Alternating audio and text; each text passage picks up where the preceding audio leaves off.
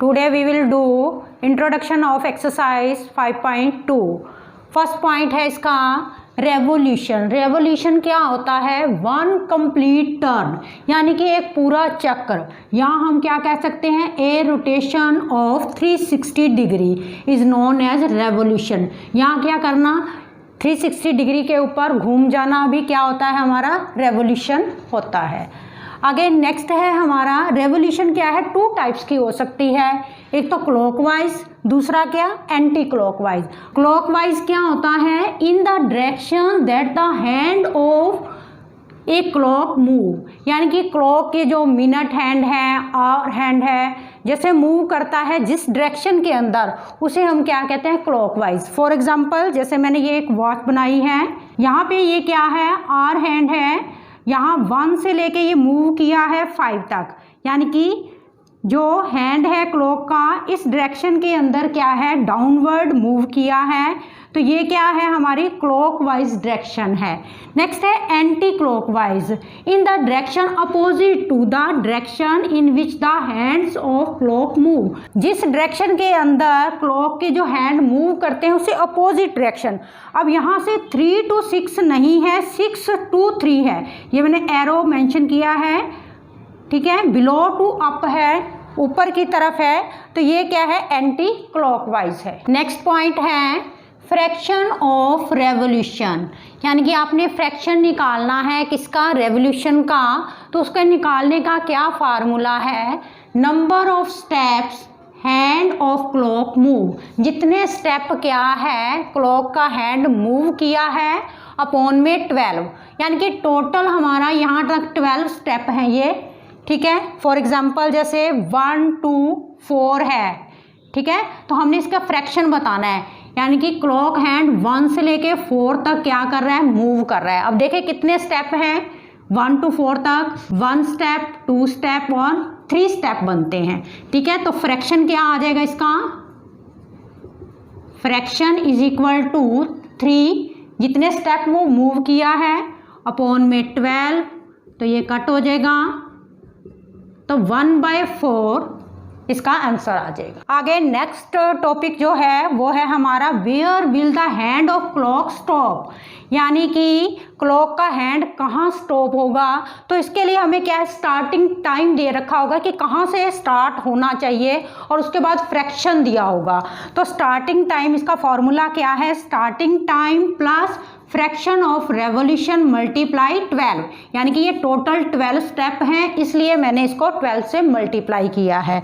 तो यहाँ पे फॉर एग्जांपल जैसे स्टार्ट एट 2 से स्टार्ट करना है एंड मेक 1/4, यानी कि फ्रैक्शन हमें क्या दे रखा है? 1/4 of A revolution clockwise. Clockwise चलना है हमने, क्लॉकवाइज यानी कि ऊपर से ऐसे नीचे मूव करना है हमने। तो फॉर्मूले के अंदर वैल्यू पुट करें, स्टार्टिंग टाइम हमारा क्या है? 2 है, 2 प्लस फ्रैक्शन हमें क्या गिवन है? 1/4 मल्टीप्लाई 12, तो ये कट करके आ गया 3, तो 2 + 3 इज इक्वल टू 5। तो क्लॉक हैंड हमारा कहाँ स्टॉप होगा? 5 पर होगा, तो लास्ट में लिखोगे हैंड ऑफ क्लॉक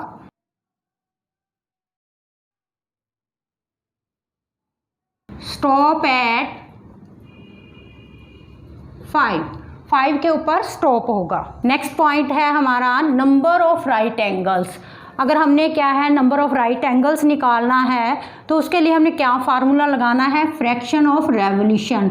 और फ्रैक्शन ऑफ रेवोल्यूशन का फार्मूला क्या होता है? Number of steps hand of clock move upon में 12। यहाँ पे क्या आ जाएगा?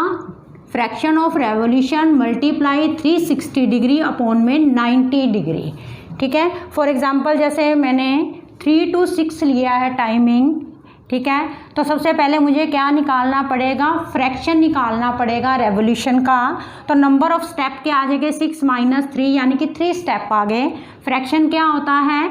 नंबर ऑफ स्टेप जो मूव किया है अपॉन में 12, तो 1/4 आ गया। तो नंबर ऑफ राइट एंगल्स, यानी कि हमने ये चीज़ निकाल ली, तो 1/4 मल्टीप्लाई 360 अपॉन में 90 डिग्री इज इक्वल टू, ये कट करके आ गया हमारे पास 1 राइट एंगल आ गया। आगे मेन स्टेप क्या है? अगर आपके पास 90 डिग्री है, इट मीन्स 1 राइट एंगल है। One right angle means 3 step move by clock hand, ठीक है। अगर 180 डिग्री है यानी कि इसका मतलब क्या है, 2 राइट एंगल्स हैं और 6 steps move by clock hand, यानी कि क्लॉक हैंड द्वारा 6 स्टेप क्या है मूव किए गए हैं। आगे क्या है, अगर एंगल तुम्हारा क्या है 270 डिग्री का है तो 3 राइट एंगल्स आएंगे और 9 step move by clock hand. आगे नेक्स्ट है 360 डिग्री इज इक्वल टू किसके होता है, 4 राइट एंगल के होता है और इसमें क्या करते हैं 12 step move by clock hand, और क्लॉक हैंड द्वारा 12 स्टेप क्या है मूव होते हैं, यानी कि कंप्लीट रेवोल्यूशन हो जाता है। नेक्स्ट टॉपिक है हमारा डायरेक्शंस।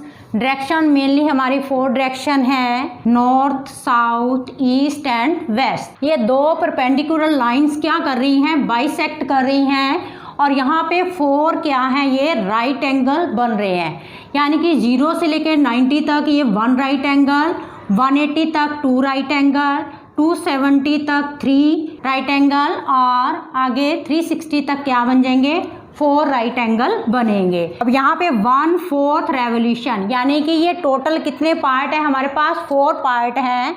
इसका 1 पार्ट जो होगा पूरे का क्या होगा, 1/4 होगा।